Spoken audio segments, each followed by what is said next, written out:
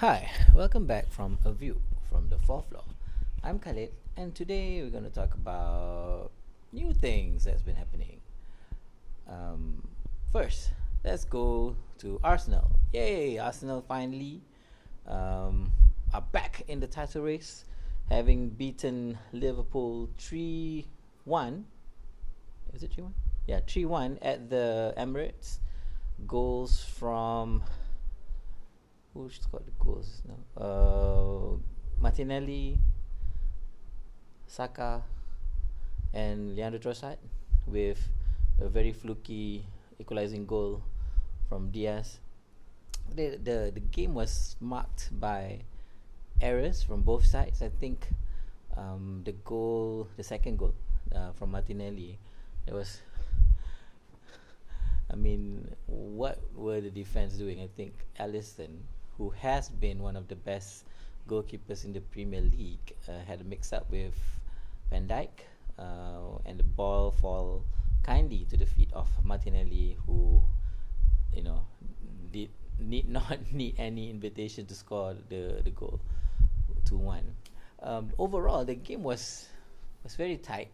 I know I think it was tight, but it seems that Arsenal has managed to keep Liverpool chances to a minimal. They only had one shot on target, which was the goal, and rest were just pot shots, which was comfortably held by the goalkeeper. Um, what does it mean to the title race right now? I think Liverpool is still on top. Arsenal is 2 points behind. In third place is Man City with 2 games in hand. So theoretically, if they win the games in hand, they will lead Liverpool by 1 point. So it's a very tight top 3, with Aston Villa and Spurs hovering in the background, waiting just for the top 3 teams to slip up. So it's exciting. It's a good reminder to everyone that Arsenal is still in the race. And as an Arsenal fan, having stayed up late watching the game, it was all worth it. To say that will we win the title now? No, it's still early. There's still lots of points to play, but at least this season we've managed to beat both City and Liverpool in the league, right? So that's progress, and you can say that things are looking bright. It's not a perfect performance, but we can see players like Jorginho, really showing his qualities and dictating the midfield. Him and Declan Rice were really pivotal. But the question would be on whether or not Arsenal can show the same level of consistency in the next games when we're not playing the big teams. And that's always has been the hallmark of Arsenal team, where on one week you beat the best team, and next week you either lose or draw with a not so against an unexpected opponent. So let's see if we can continue the momentum. I think we can safely say that the run of no wins in 7 games was a blip, and hopefully this performance will continue till the next and following games. I think, who do we have next? Need to check in the list. Arsenal will play.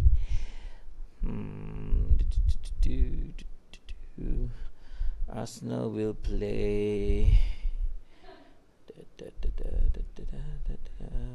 Okay, when's the schedule when you need one? Okay, the next game is us playing West Ham. Okay, so West Ham is also a tough game. It's a London derby, and we have Burnley next. And then we have a Champions League match against Porto and Newcastle following after that. So we have a run of games that's quite tough, but let's see how the team respond and react to that. Okay. Right. So next, what I want to talk about, I think I'm just going to comment on the current situation that we have, especially with the communication challenges that the government has in communicating the reasons behind the pardon board decision, and how it seems that government supporters or influencers or Twitter feels the need to explain, and we can see that there's like a trend emerging. Some highlighting that the decisions is ultimately down to the board, or the chairman of the board, which is the Wadi Pertuan Agong. But there are also other news outlets or sources that are saying that the prime minister and the board members also have an input, and this provides like a challenging scenario for government supporters, for people who want to see a change happening in the country, because if all the information is to be believed, then there's a conflicting insights or conflicting information, especially in the areas where what is the real reason, what's the justification. For me personally, I think it's not much we can do with the decision, right? It's already done. It's already decided that the sentence is half, the fees, the what you call that, the penalty, the fine that that Najib needs to pay is reduced. What can you do about it? Can you appeal against the process? Can you argue? It's the decision of the parties board, and therein lies the focus. I think, what should we focus on? Because ultimately, if we talk about real justice, for Najib to actually serve, what was the charge, or his sentence, and his, to really reflect that, we need to see the outcome or the result of his other cases, right? Because we know that there are still pending cases still ongoing, which, will it have any impact? The pardons decision board, will it have any impact on his other cases? We don't know. Will we see further actions, or no action being taken, or the cases being dropped? We don't know. We still have to see what will happen, and that to me will become a bigger signpost, or a bigger signal of what direction the PH government is taking in running the perpaduan government. Because it seems that there is a kind of sense that PH is bending over backwards to accommodate UMNO BN, to ensure that they still support the perpaduan government. But all these are speculation, and we don't know what's happening behind the scene. But to me, if we look at the numbers that the perpaduan government have, just taking out UMNO reps from the current lineup still means that there's still simple majority to be held. But if UMNO BN takes away or gets the Borneo bloc out of the equation, then the perpaduan government is in trouble.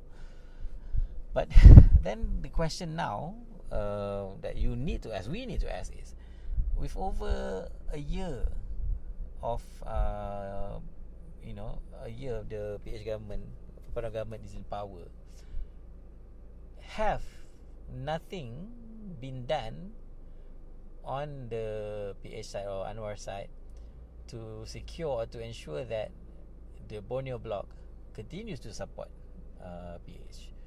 Because we do see a lot of development on that end. There's a lot more effort being put into ensuring that the MA63 points are being implemented. A lot more autonomy, a lot more authorities being given to Sabah Sarawak, especially in the area of oil and gas and all that.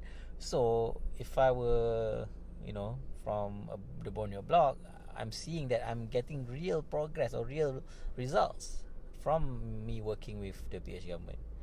So by right, I should continue to support, because there's no guarantee. The PN might offer, the sun and the moon, but there is still no guarantee that you will get it. You're getting it now. So to me, there should be some level of confidence that the permanent government can still continue without UMNO. But I don't know. Things can change when money is involved, when influences can still be bought and sold. So it's very interesting to see where this will develop. On the other hand, we still we see a lot of voices or noises coming up, not noises, a lot of points or views coming up from previously hardcore government supporters, even political figures, criticizing or commenting on the issue. And as you know, we are still governed by laws, and no matter how much we hate it, there is the Sedition Act, and there's always things that's related to the race, royalty and religion issue that still be investigated whenever people make reports on it. So no matter how much you want to say that there you can say anything you want, the authorities are bound to investigate if there are reports raised when you say something. So whatever, risk it. I guess it goes to show what kind of person you are. If you believe that you are right, you want to say something and you just say it. But there's always implications or consequences to whatever we say. So I guess we need to all take care and see what our priorities are.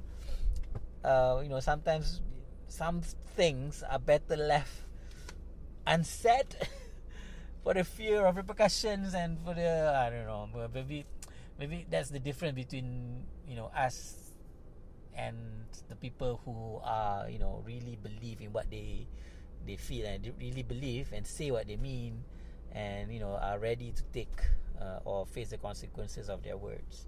I salute them, yes, ultimately, but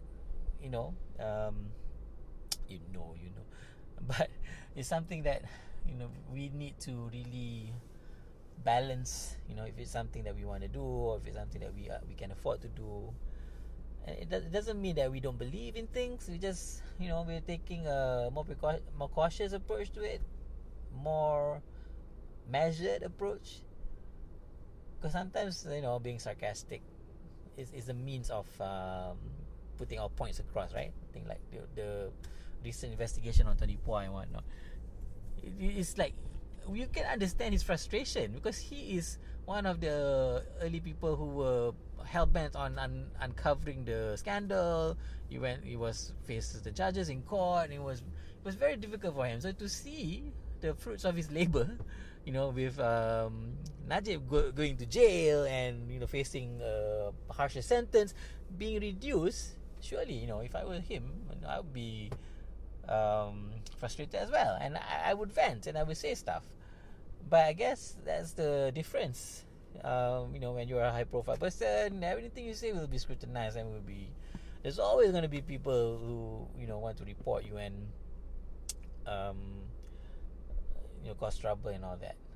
But I guess from a government perspective, come on, I mean, it's something that we should really look at, especially in terms of the Sedition Act, and things that were said to review it, to scrap it and all that. We should really look at it.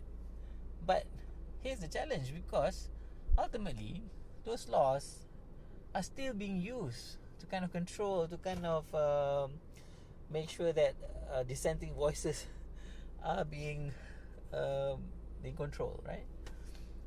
But it goes against the whole fight, that when you were not in government, you were complaining about all this thing. You are challenging for it to be repealed. But now, you don't see if the efforts are, the excuse of, you need 2/3 majority and all that. But if it's something that, benefits everyone in parliament. You can't say things like that. You can't say the you have more flexibility, or you have the freedom to say everything, and it applies to everyone. I guess everyone in parliament will vote to repeal it, right? But as long as you use it as a tool, you see it as a tool that can be used to your benefit, then the motivation, the drive to remove it will never be there. So yeah, I mean, it's tough, but I guess the government needs to really focus on delivering results, right? There's still a lot of things that can be done. I know the next general election is still a few years away. You can still show the people, the rakyat, that hey, this is still the best government that we can have by delivering results. And these are supposed to be results that we can feel. And what are the things that we look at now? We look at cost of living, we look at standard of education, healthcare, public transport. All these are things that the government can focus on and deliver quick wins. So when we do that, when the government does that, there should not be any reason for you to doubt or to consider voting for the opposition if we are getting the things that we are asking for, we are fighting for. Better standards of living. You get opportunities to work, economic opportunities for more people. The wage levels are increased. Goods, prices of goods are manageable. Higher income for your people. So these are the things that, if you deliver this, people should be able to forgive whatever the transgression that's been done before, right? I mean, the time when we had BN government also, when everything was okay, when the economy is great and all, people are getting, people are enjoying, better life standards and all that. No one was questioning about what the government is doing, right? Because we are enjoying the benefits. So same goes with the government now. I mean, yes, it is a challenging time. It is difficult, the promises that were made before were not being kept. But don't lose sight of the bigger prize. The bigger prize is, if you can do a good job, you can still deliver deliver the outcome or the result that is being felt by the people. That should push you across the line. That should ensure that you still get the support. Because if I'm getting the benefits of a good government, I would want to make sure that the government stays, right? I don't know, that's just me. I want to make sure that people who are delivering still delivers and still maintain. Anyway, that's just my rant for this episode. If you have any questions or anyone else, you can hit me up on the Spotify account. I think there's, or whatever lah. You can hit me up on Twitter as well.